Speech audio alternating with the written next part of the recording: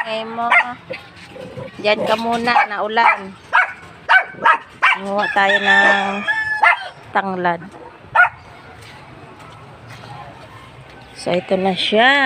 O, yan. Mayabong na yung aking kailan lang tinanim ko na tanglad. O, ngayon magtitinola tayo kasi naulan. Yan. Naulan. So, magupit tayo dito. Yan, para tumubo ang madami pang tutubo. Kuhain natin tong malaki. Yan. Saka ito. Tama ba? Ay, ito. Yan. Yan lang muna kuhain natin kasi mahirap naman yung kakalbuhin natin. Bago lang siyang yan. Ito lang nakuha ko. Panglagay lang po sa tinola kasi naulan ngayon. Masarap magsabaw. Ito pwede na. Naulan Naulan. Tara na, let's go. Bye-bye. Maglagay tayo ng mantika. Maglagay na tayo ng bawang. Din yung sibuyas. Sunod yung luya.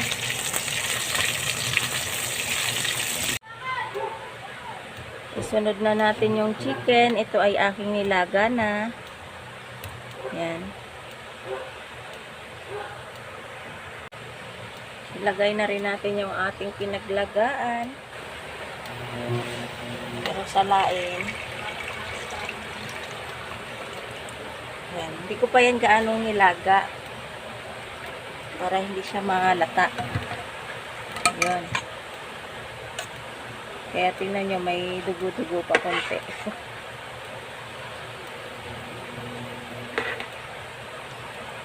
Antayin lang natin kumulo.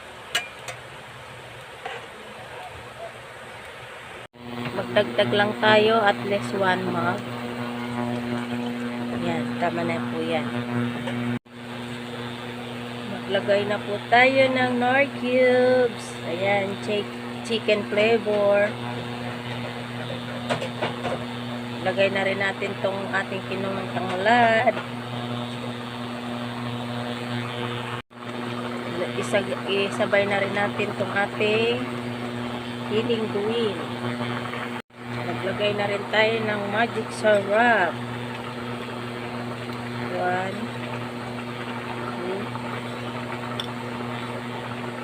2,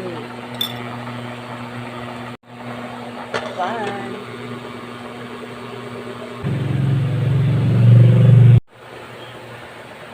Next, ilagay na po natin yung chayote.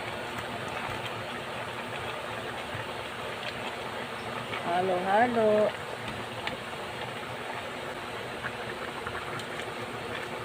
Hindi na po ako naglagay ng dahon. Kasi walang mabiluhan, wala akong mahanap. Kaya ito na lang, pwede naman. Pa natin ulit.